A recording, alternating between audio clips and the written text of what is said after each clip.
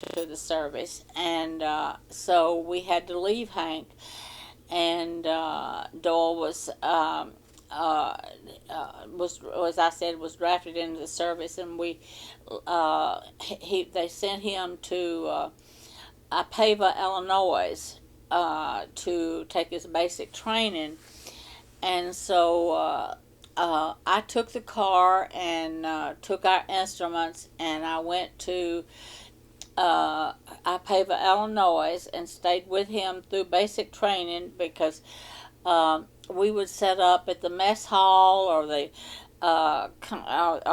NCO club or officers club, and we would play music, and then other people that had been drafted into the service would play.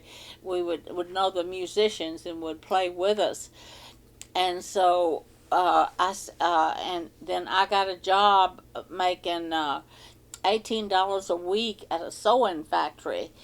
And then when I would come in, get off of the evening, Doyle would already be come in from the army, and he would have our supper ready. So he did the cooking, and then normally we would go somewhere and play. So then when Doyle finished his basic training there in Ipava, Illinois, well, then his sergeant came to him. Doyle came in one day, and he said he was almost crying, and he said they're sending me to Tooele, Utah. And I started crying, and I said, well, we don't have the money for me to go out there.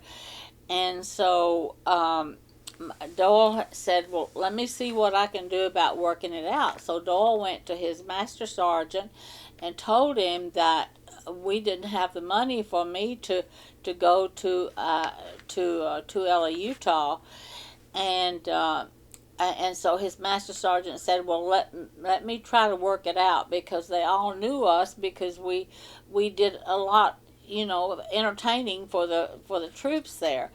And so then what he worked out is you get on a train, and if he'd been caught, we would all been in trouble, but because this was in time of war. But what he worked out was the MPs to pick me up. Doyle was already on the train, and he was on the outside. The train has two for people to sit on two seats. The passenger does, and so Doyle was on the outside of the seat, and on the car that he was to go in. And so then the sergeant had the MPs to pick me up, and then the soldiers lined up on both sides, like you go on the train, on each side. Outside, I can just see it in my mind. And so then the MPs come up to the end, and they had already put our instruments on the train.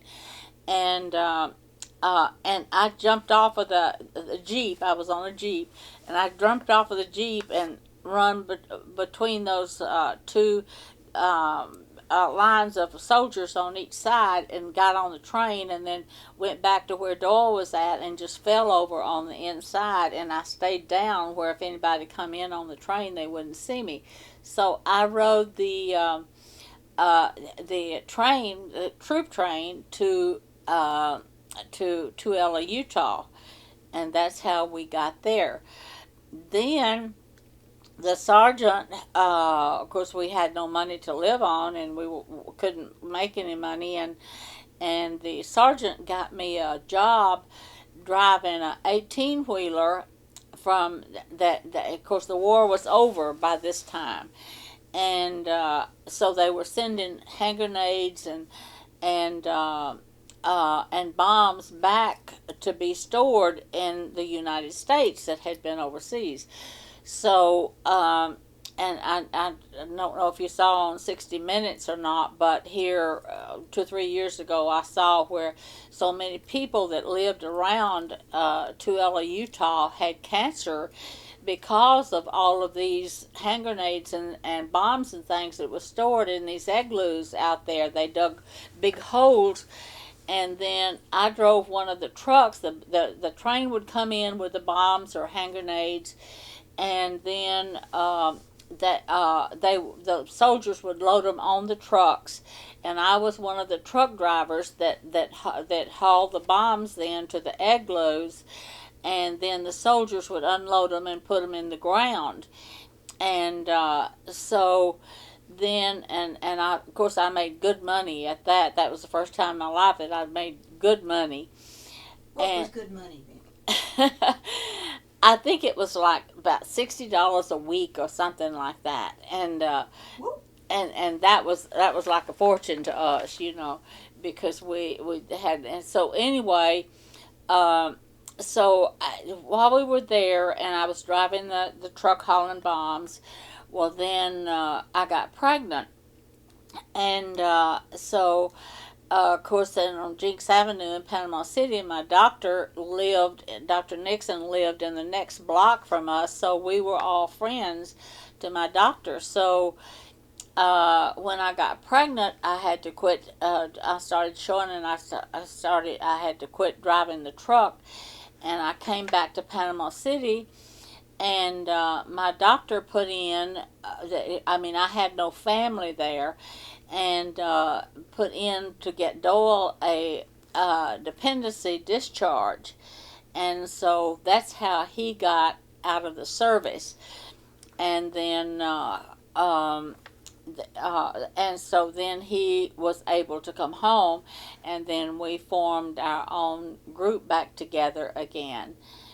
As a pregnant woman. Yes, yes.